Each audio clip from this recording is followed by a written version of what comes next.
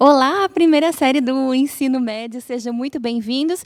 E digo bem-vindos especialmente porque a gente tem que corrigir aí que apareceu o segundo ano do ensino médio, moda não é. Vocês estão corretos, é o primeiro ano do ensino médio, é aula de filosofia. A gente está aqui com o nosso brilhante professor Marconi. Boa tarde, Fê. Hoje a gente vai conversar sobre formas de governo. E aí, olha só o que aparece na telinha de vocês. Vejam se vocês sabem quem foi esta poderosa monarca. A figura que aparece aí, tenho certeza que vocês sabem que é a Rainha Elizabeth, que governou a Inglaterra, não a segunda, a primeira, né, que governou a Inglaterra no século, praticamente todo o século XVI, e ela era da Casa Tudor, e era conhecida como a Rainha Virgem, né? Então aparece aí a Rainha Elizabeth, daí já dá para a gente sacar um pouquinho do que a gente vai conversar hoje, né, Marconi? Com certeza. O conteúdo da aula é, portanto, introdução à filosofia política. A habilidade é a de construir argumentos que expressem reflexão crítica sobre o conceito de Estado.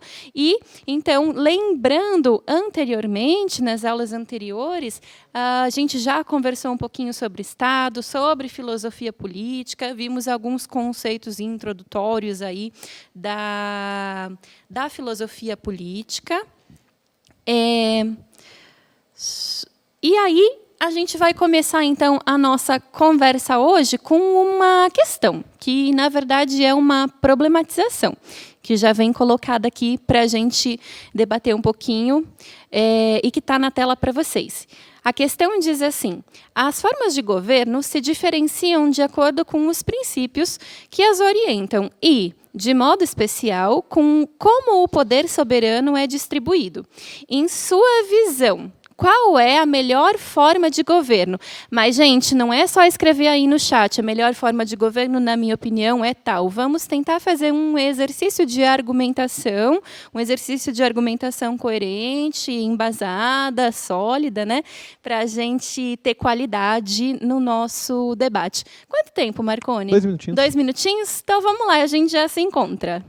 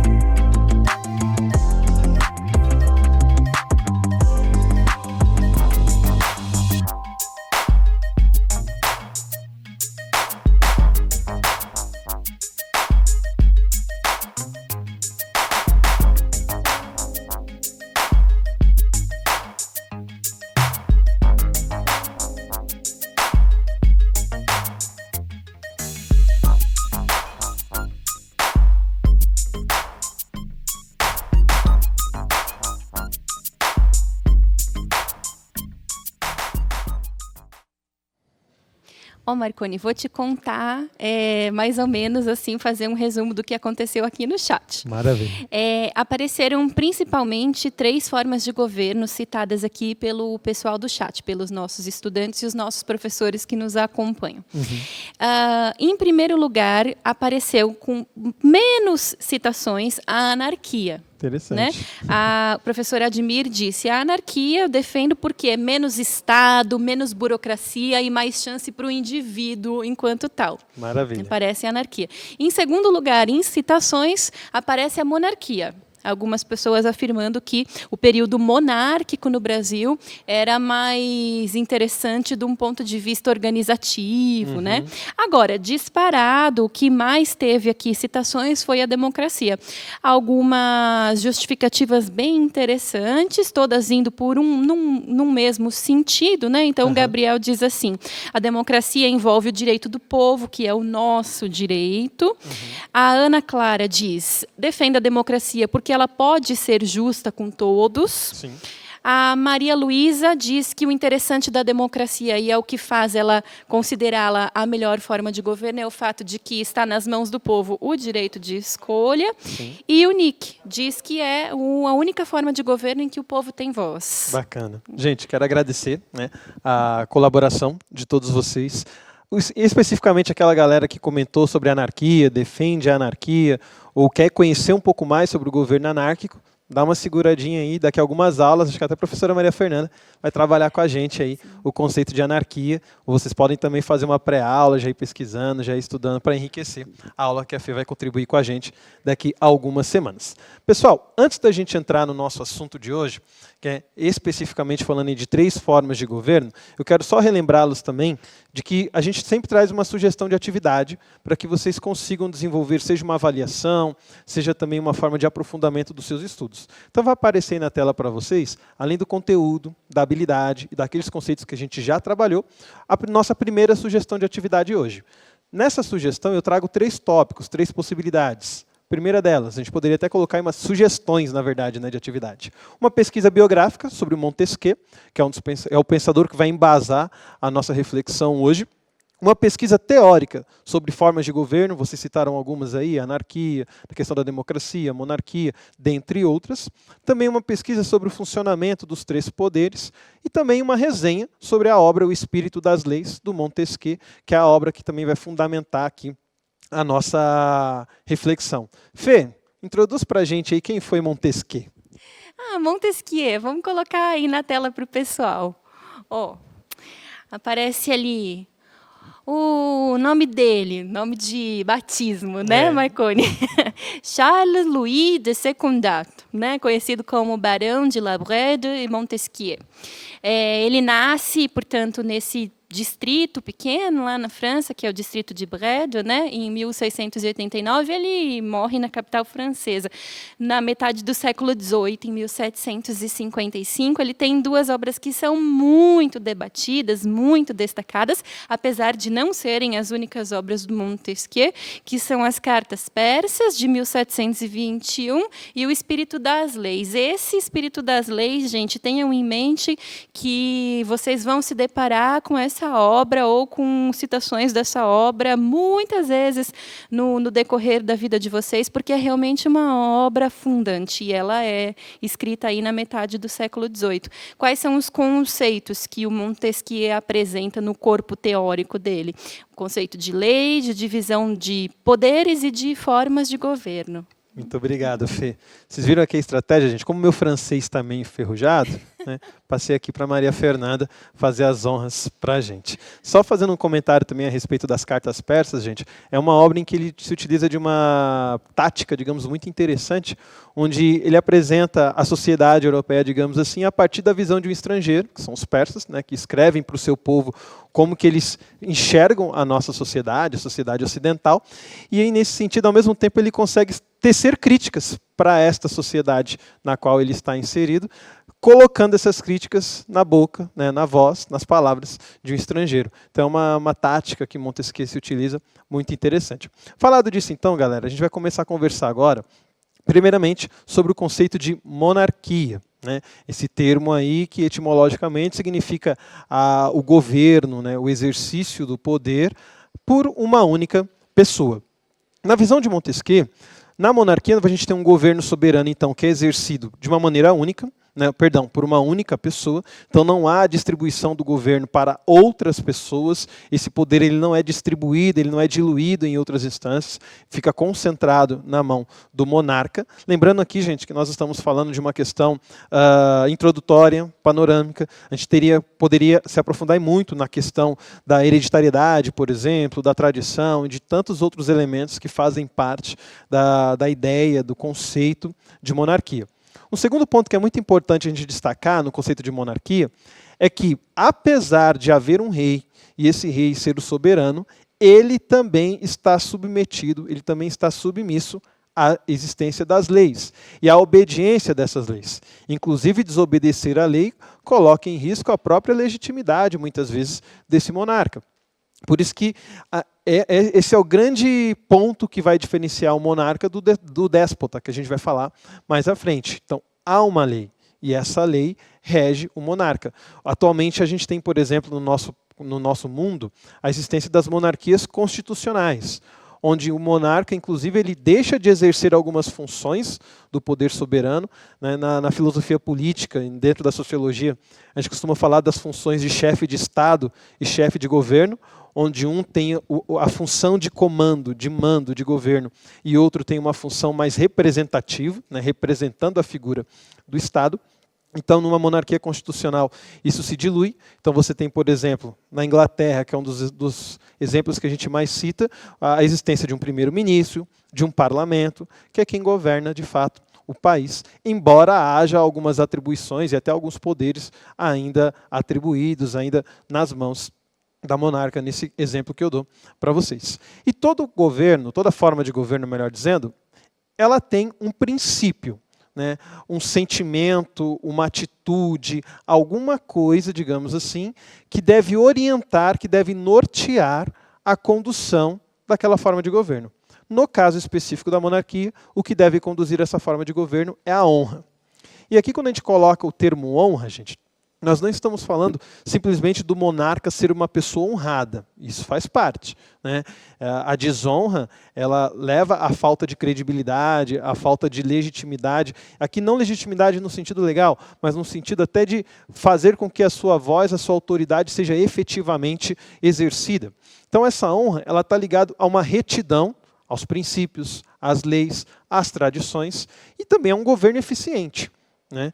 Eu vi que algumas pessoas, a Fernanda trazia para a gente isso, que algumas pessoas defendiam a monarquia, né, no nosso chat agora há pouco, e eu mencionei isso para vocês, inclusive, na semana anterior, onde você tem alguns monarquistas, até mesmo no Brasil, que trabalham essa questão, por exemplo, de que o monarca ele já é preparado desde a infância para exercer o seu governo. E, nesse sentido, ele vai sendo formado na sua honra para exercer com retidão e eficiência o governo, diferente de outras formas de governo, como a própria democracia, em outras situações, onde muitas vezes a pessoa que ocupa aquela função não tem o preparo desde a infância, é mais um preparo no sentido de experiências de vida. Óbvio, tem aqueles que têm uma formação. Nós temos, por exemplo, na história do Brasil, um dos mais famosos sociólogos, um grande e respeitável sociólogo na história do Brasil, que é o Fernando Henrique Cardoso. Então, há pessoas com gabarito, com formação, com instrução, né? Mas, via de regra, não é esse o princípio. Fê, quer contribuir? Quer falar? Por favor. Acho que por aqui está tudo tranquilo. Espero que para o pessoal esteja ficando claro mais ou menos assim qual é a ideia que o Montesquieu traz quando ele fala do tema da monarquia. E, pessoal, se vocês tiverem dúvidas, podem ir colocando aqui no chat que eu já vou trazendo para o professor Marconi aclarar aí as questões, tá bom? Perfeito. Lembrando também, gente, que a Fê ela consegue digitar no chat. Então, dependendo da pergunta de vocês, até ali no próprio chat, a Fê já consegue, dependendo da pergunta, obviamente, esclarecer a dúvida de vocês e a gente continuar caminhando aqui com a nossa aula. A segunda forma de governo que eu quero sinalizar para vocês é o governo republicano. Sempre lembrando que aqui nós estamos falando das formas de governo de acordo com essa obra, O Espírito das Leis, de Montesquieu. Semana passada eu citei para vocês uma diferenciação das formas de governo baseada em Aristóteles. Então nós temos outras formas de categorizar, de classificar a forma como um governo é exercido na sociedade. Pois bem, no governo republicano, o princípio fundamental já não é a honra, mas sim a virtude. E o que é que se entende por virtude dentro do contexto republicano? O respeito às leis. Então as leis elas são construídas e elas devem ser respeitadas, bem como o respeito ao coletivo. né? Então, toda vez que uma atitude é tomada, seja de maneira ilegal, vocês podem perceber que muitas vezes nos debates e nos embates políticos, muitas vezes nem se questiona a questão moral, se questiona a questão legal. Olha, é ilegal, é inconstitucional, né? Ou a gente vê muitas situações que quando a gente olha, a gente pensa, poxa, isso não está certo. E qual que é a defesa que muitas vezes a gente vê o cidadão ou o próprio político dizendo, olha, está na Constituição. Né? A Constituição garante, a Constituição prevê. Então, o respeito à lei é um princípio fundamental dentro da República. Bem como eu disse, o respeito ao coletivo, ou seja, jamais agir em benefício de si mesmo, mas sempre pensando no bem comum. E isso, obviamente, como princípio, deveria ser aquilo que norteia qualquer ação, qualquer lei, qualquer discurso. A gente sabe que na prática nem sempre isso funciona, e nesse sentido é sempre importante a gente também relembrar, gente, que toda forma de governo tem as suas dificuldades e tem as suas qualidades, né? A gente viu aí pessoas defendendo a anarquia, democracia, a monarquia, todos eles têm algo a contribuir e também tem algo a retirar muitas vezes, quando a gente pensa, por exemplo, nessa questão que eu acabei de citar da monarquia. Eu tenho uma pessoa preparada para exercer o governo, mas eu tenho que contar com o preparo somente daquela pessoa, porque não tem a possibilidade de troca, não tem a possibilidade de uma participação. Lembrando aqui que não estou falando no caso da monarquia constitucional, como a gente tem na Inglaterra, na Espanha e em outros lugares também. Uma outra coisa que é importante a gente relembrar é que quando a gente fala de governo republicano, não necessariamente estamos falando de um governo democrático. Por que é importante citar isso? Por dois motivos. Primeiro, porque no governo republicano, esse poder que na monarquia está na mão de um só, ele pode ser distribuído ou na mão, entre aspas, de todos, né, dos cidadãos, que é o caso da democracia, ou de uma parte da sociedade, a aristocracia. Não sei se vocês se recordam, quando a gente inclusive falava de Aristóteles na semana passada, eu dizia, olha, nós temos as formas puras de governo e as impuras são as degenerações disso. No caso da democracia, a demagogia, no caso da aristocracia, a oligarquia, que é quando as pessoas os governantes deixam de atender o interesse do povo para atender o interesse de um grupo, de uma classe específica. Então esse é o primeiro ponto. República não necessariamente é sinônimo de democracia. Segundo, há, por exemplo, governos que são republicanos, que inclusive se dizem democráticos, mas quando a gente vê o funcionamento das instituições democráticas, o exercício dos poderes, por exemplo, esse exercício ele não se dá de maneira independente, de maneira autônoma, de maneira até mesmo legítima em alguns casos. E aí, nesse sentido, até o nome democrático pode aparecer, como a Fê citou agora há pouco aqui do Montesquieu, no nome de batismo daquele país. Mas a prática, muitas vezes, não se dá de uma maneira em que a gente possa dizer, olha, de fato é democrático, né? De fato é até mesmo republicano, né? Uma vez que a palavra república significa coisa pública. E a gente sabe que muitas vezes há aqueles que se apropriam da coisa pública, né?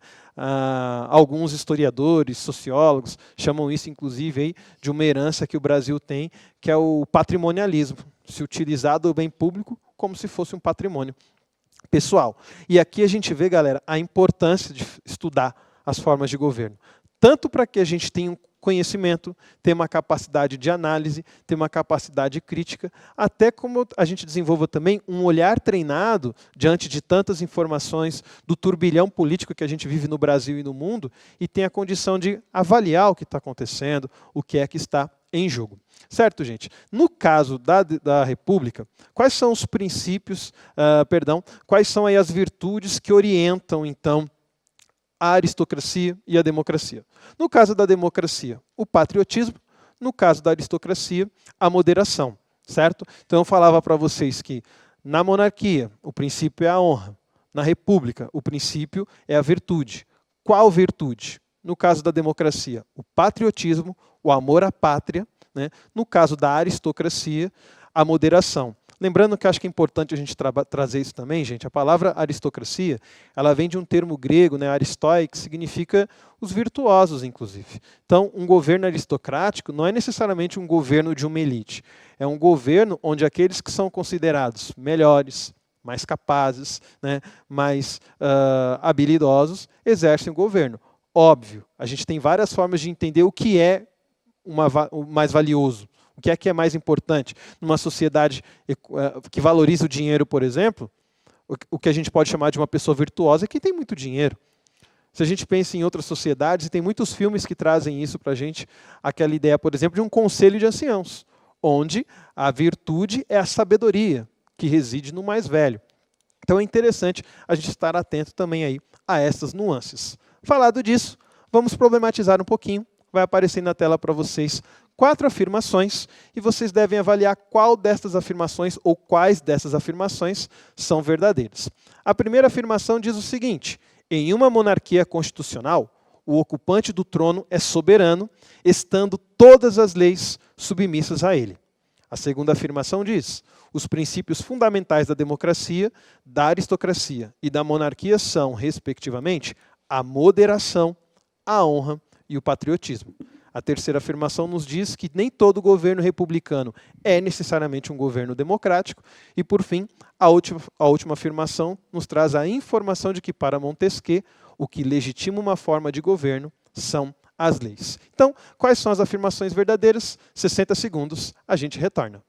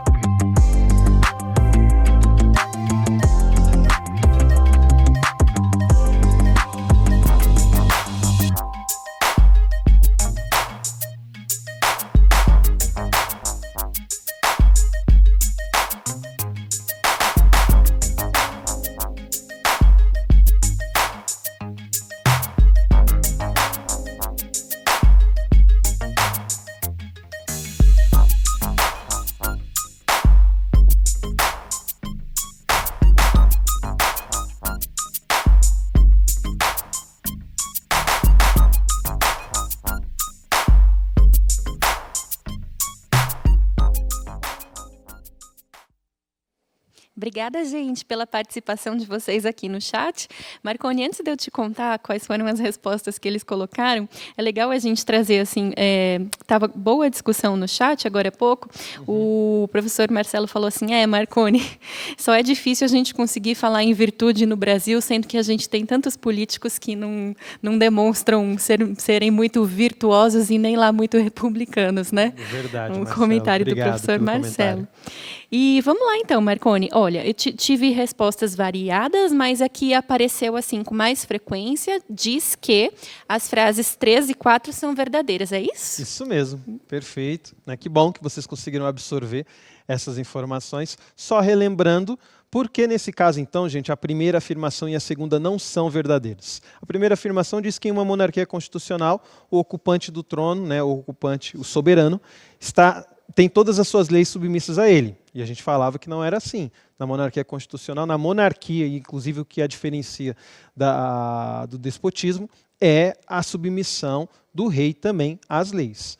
E a segunda afirmação diz que os princípios fundamentais da democracia, da aristocracia e da monarquia, respectivamente, ou seja, nesta ordem, seriam a moderação, a honra e o patriotismo. Quando, na verdade, o patriotismo se refere à monarquia, a honra se refere à monarquia e a moderação à aristocracia.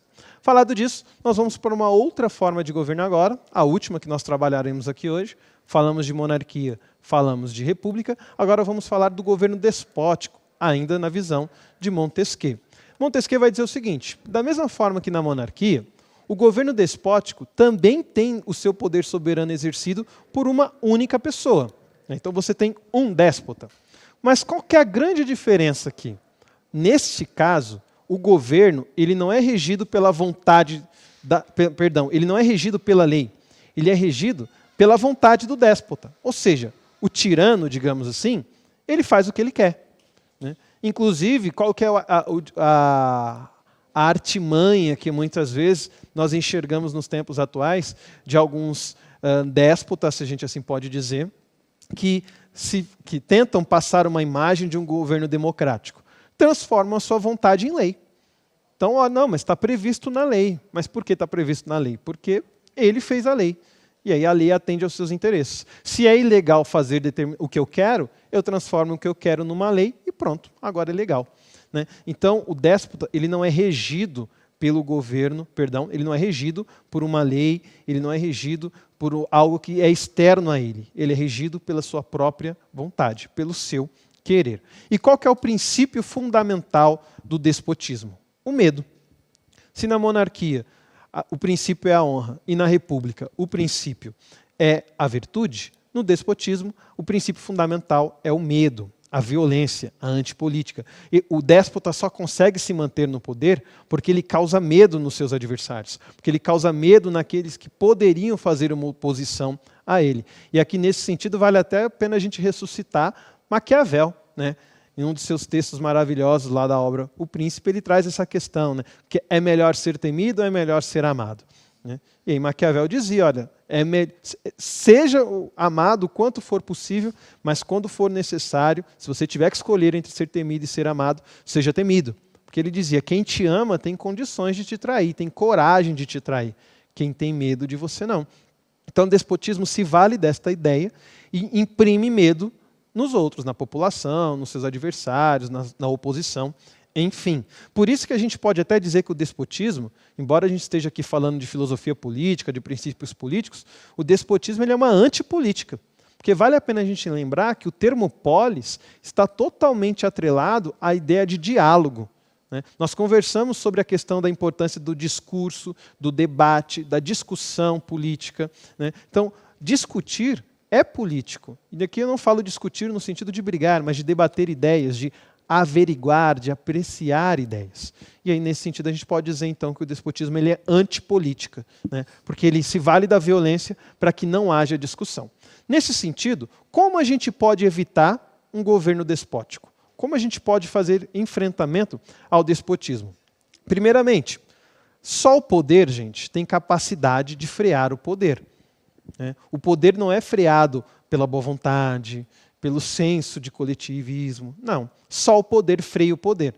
É daí que vem aquela organização que Montesquieu propõe de uma distribuição do poder soberano em 3 poderes. O poder de legislar, o poder de julgar e o poder de executar. Que num governo monárquico, por exemplo, sem ser o constitucional, está concentrado na mão do monarca. Bem como no caso do déspota, se concentra na mão de uma única pessoa. Então, a única forma de evitar o despotismo, a tirania, é que você tenha poderes que são autônomos, né? Então não são dependentes um do outro, né? Mas, ao mesmo tempo, possuem condição de frear um ao outro. Porque se eu não sou dependente, isso poderia me levar a fazer o que eu quero. E a gente cai no mesmo problema lá do despotismo, né? Ser regido pela vontade e não pela lei. Então é nesse ponto em que você estabelece os 3 poderes, legislativo, executivo e judiciário. Né? O executivo tem a função de executar, de fazer acontecer aquilo que é a demanda da população. O legislativo cria aquelas leis que são importantes para que tudo que seja feito com base na lei. E o judiciário julga quando a lei pode ou não estar sendo ali respeitada. Então é função do judiciário. Inclusive, a gente pode trazer aqui o Ministério Público, por exemplo, que tem essa função de ficar procurando, né, buscando situações onde a vontade da população, os anseios da população, melhor dizendo, não estão sendo ali atendidos. Nesse sentido, para que se evite o despotismo, a lei deve ser soberana. E é daí que nasce um outro princípio dentro da filosofia política, que é o constitucionalismo. Né? Tanto é que, se a gente for parar para analisar, a gente costuma falar que a democracia é o governo do povo. Mas quem governa, teoricamente falando, não é nem o povo, é a Constituição. Porque ninguém pode fazer nada sem estar sob o guarda-chuva constitucional, sem estar dentro daquilo que a nossa Constituição prevê. Para a gente se encaminhando para o final, eu quis trazer aqui para vocês uma contribuição, né, que vem da professora Marilena Chauí, onde ela fala da questão dos pilares da democracia. Né? Uma vez que a gente acabou de falar aqui sobre a questão do despotismo, né, e eu falava das formas da gente evitar isso, através de uma Constituição, de contrapoderes, né, o que a gente chama inclusive de sistemas de pesos e contrapesos, onde você vai limitando o poder do outro, ao mesmo tempo dando uma autonomia. E aí é nesse ponto que vale a pena inserir aqui, então, aquilo que a Marilena Chauí vai dizer que são os pilares para que uma democracia seja de fato uma democracia. E esses pilares são o conflito, e aqui não é a guerra, tá? Não é no sentido de Thomas Hobbes, guerra de todos contra todos, mas o conflito de ideias. Né? Então, faz parte do ambiente democrático, olha, eu concordo, eu não concordo, vem uma proposta, vem um e faz oposição àquela proposta, isso é democrático. Por isso que qualquer parte que queira impor a sua ideia não está respeitando um dos pilares, um dos princípios da democracia, que é a divergência. Segundo, a abertura, ou seja, transparência nos processos, nas ações, na execução, nas leis. Então, ter uma mídia que de fato cobre aquilo que acontece, que expõe. A gente sonha com uma mídia não tendenciosa, a gente sabe que é um pouco difícil muitas vezes disso acontecer, porque faz parte do cenário político a gente favorecer uma perspectiva, um ponto de vista que a gente possui. Né? Então, uma abertura da informação, acesso ao que acontece, e, por fim, rotatividade, ou seja, ninguém exercendo as funções públicas de uma maneira perpétua, de uma maneira vitalícia, mas de tempos em tempos, trocando as pessoas, trocando aqueles que exercem determinadas funções, para garantir que grupos diferentes e demandas diferentes sejam atendidas. Afinal de contas, se a gente fica durante muitos anos com um determinado grupo, digamos, no poder, há uma tendência muito grande que esse determinado grupo atenda aos seus interesses e não aos interesses de outros grupos que também fazem parte do cenário democrático. Falado disso, gente, nós vamos trazer aqui mais uma atividade para a gente trazer no nosso chat. E essa atividade diz o seguinte: pensando na ideia de cidadania, a quem cabe fiscalizar a atuação dos governantes? Eu vou dar 60 segundos, galera, porque é um tiro curto. É só para vocês responderem em uma palavra, 2 palavras. Pensando na ideia de cidadania, a quem cabe fiscalizar a atuação dos nossos governantes? 60 segundos e a gente volta com a Fê.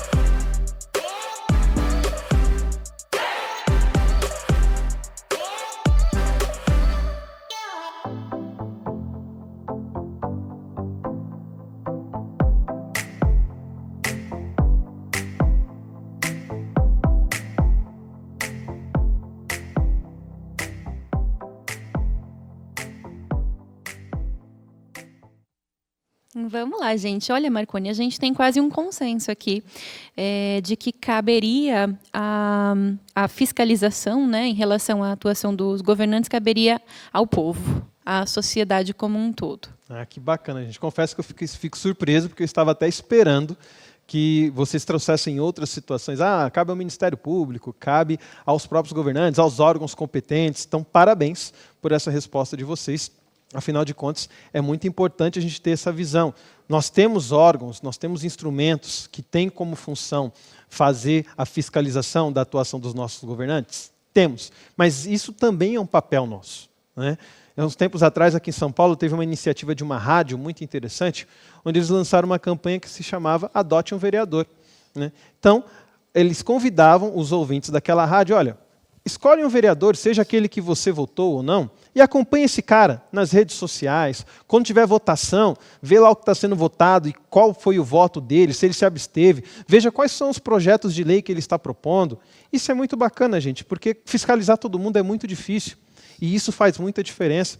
Teve uma cidade no interior de São Paulo também, que agora eu não me recordo, onde os cidadãos montaram um grupo e esse grupo começou simplesmente a ficar lendo edital da prefeitura. Tudo que a prefeitura colocava em edital, esse grupo começou a ler. E eles começaram a perceber que, olha, vocês estão comprando um determinado produto e esse produto está muito caro. Né? Aqui na esquina você compra mais barato. E esse grupo começou uma atuação tão forte que eles criaram uma espécie de associação, tiveram uma ligação maior com a prefeitura, fizeram a prefeitura economizar bastante, e com essas economias eles conseguiram reformar escolas, conseguiram melhorar o salário do funcionalismo público. E isso não necessariamente significou gastar mais, significou gastar melhor. E quem fez isso foram os cidadãos, foi o povo. Então, óbvio, a gente espera dos órgãos competentes, mas também é função nossa fazer a nossa parte. O nosso tempo está curto, então tem uma segunda pergunta que vai aparecer na tela para vocês, mas a gente não vai abrir para que a Maria Fernanda e eu comente as respostas, mas eu acho muito importante vocês comentarem as respostas a essa pergunta no chat, porque na medida em que vocês mesmos vão respondendo e vão lendo, isso vai ampliando as nossas possibilidades. E essa pergunta ela diz o seguinte: como cidadãos podem fiscalizar as ações dos governantes a fim de que estes atuem do modo mais virtuoso possível? Repetindo, como cidadãos podem fiscalizar as ações dos governantes a fim de que estes atuem do modo mais virtuoso possível? Então, guardem essa perguntinha, podem ir respondendo aí no nosso próprio chat e podem ir lendo também no nosso próprio chat, e isso vai ampliando o nosso repertório de atuação. Só relembrando, gente, o que a gente estudou hoje aqui então. Nós falamos sobre formas de governo, monarquia, república e despotismo. Falamos sobre os pilares da democracia, conflito, abertura e rotatividade. E o que a gente vai estudar a partir da próxima aula? Os problemas do Estado brasileiro. Sugestões de aprofundamento que eu trago para vocês aqui hoje. Estudar um pouco sobre o personalismo na política. Esse é um conceito muito interessante que a gente não vai poder trabalhar aqui hoje, mas vale muito a pena vocês pesquisarem, estudarem um pouco sobre isso, ou até pedirem ao professor, ou você, professor, levar isso para a sala de aula. Falar sobre o papel dos partidos políticos. Isso também aparece na sociologia, em outros momentos, mas é uma coisa que é importante a gente entender qual que é o papel de um partido. E como se fazem as leis. Falado disso, gente, hoje nós vamos ter um momento especial aqui nas nossas aulas. A Fê sempre fala para a gente, inclusive, isso é mérito da Fê, essa hashtag filosofia no CMSP. E eu tenho certeza que ela vai gostar dessa surpresa, porque tem tudo a ver com as aulas que a Fernanda ministrou aí sobre a condição existencial do ser humano. Eu recebi o contato da professora Juliana Maratti, que é lá de Presidente Prudente, da Escola Estadual Antônio Fioravante de Menezes. E a Ju ela fez um trabalho fantástico com seus alunos, e uma dessas alunas, a Maria Heloísa Amaral, lá da primeira série A do ensino médio, compartilhou esse trabalho dela conosco, trabalhando essa questão estética. E vocês vão receber, então, em primeira mão, essa construção, esse trabalho da professora Juliana e da Maria Heloísa. Com vocês. Do primeiro ano do ensino médio, e eu vou gravar um vídeo do poema Sapato e Vassoura. É uma atividade de filosofia ligada à introdução à estética. Sapato, o nosso melhor amigo. O sapato é nossa personalidade, onde nos encontramos de verdade. É como se ele sentisse onde devemos ir, o porquê e quando devemos estar lá. Sabe dos nossos gostos, qual roupa iremos usar, quando estamos cansados e não só de andar. Ele se sente acolhido quando calçamos, sente como se fosse nosso melhor amigo, que nos ajuda nos caminhos mais difíceis. Independente de qualquer coisa, ele vai estar lá para o colocarmos e assim nos sentiremos melhor. Agora o poema da vassoura. Vassoura voadora, por que não me leva para um lugar cheio de sonhos meus? Poderíamos viver em um mundo cheio de alegria, sem destruição e sem perseguição, contra a sua especialidade em voar. Isso é uma maravilha, mas as pessoas não entenderiam que seu olhar é belo e feliz, que você voar lindamente não significa que irá espalhar o mal. Pelo contrário, vem nos dar a esperança de um mundo melhor. É isso. Maria Luísa e Heloísa, parabéns pela sua atividade.